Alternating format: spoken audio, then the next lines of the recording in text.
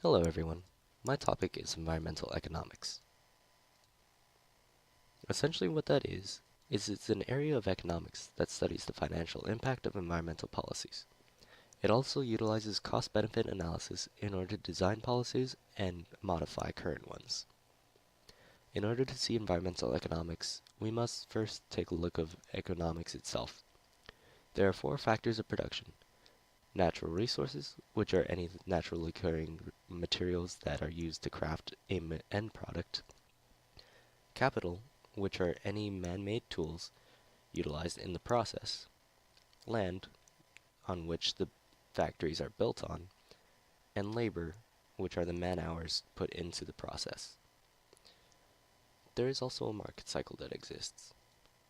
Say a factory has an initial investment of $10,000. It can produce shirts for $5 a piece and sell it to consumers for $20. This money then gets put back to the factory to cover the costs of making the shirt as well as covering other bills that must be paid. Of course, this goes into a lot deeper if, say, there were a middleman, such as a retailer, but this is the basics of it.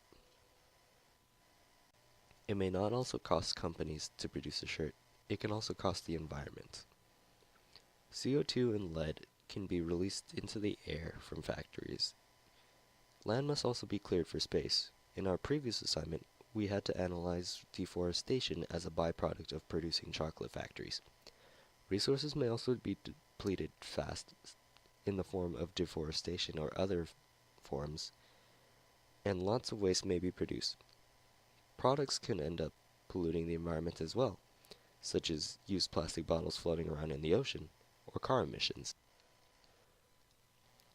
It is due to the harm in the environment in which policies and regulations must be made, such as the Clean Air Act of 1970, CARB regulations in California, and the National Environmental Policy Acts, just to name a few.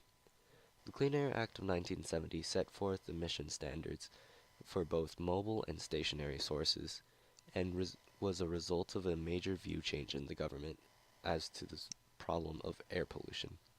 CARB regulations strengthened this and was basically a subset of it, specifically in California, in which any modification to a car could render it unsmoggable or unable to pass smog.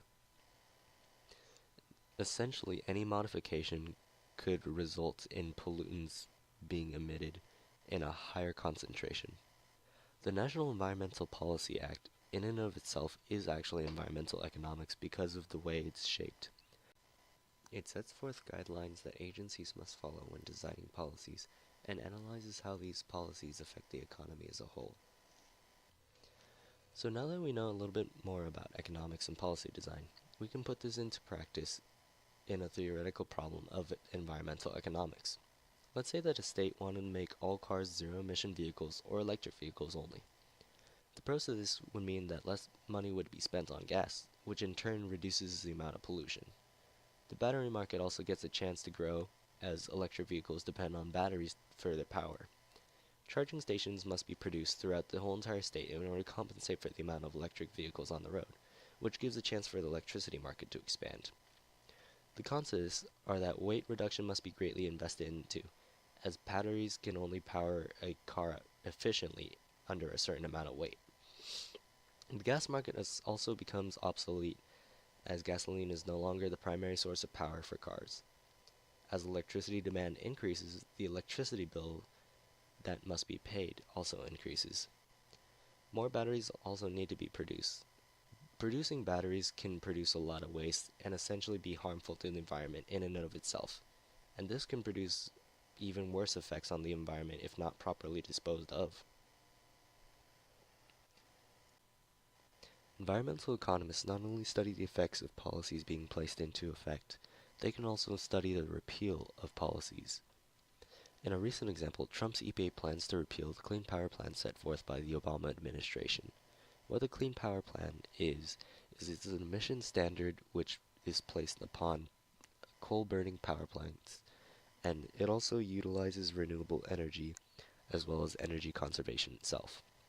If this was to be repealed, the benefits would be that we would save $33 billion by the year of 2030 in compliance costs. which are costs necessary to meet these standards, and resources could be allocated towards other sectors, such as infrastructure and health. However, there are costs.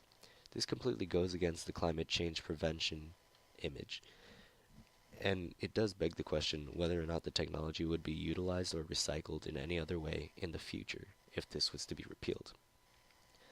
Since repealing the Clean Power Plan leaves us with zero emission standards and emissions would be running amok, the EPA would face a lawsuit as well, as they have a legal obligation to reduce or at least keep in check emissions.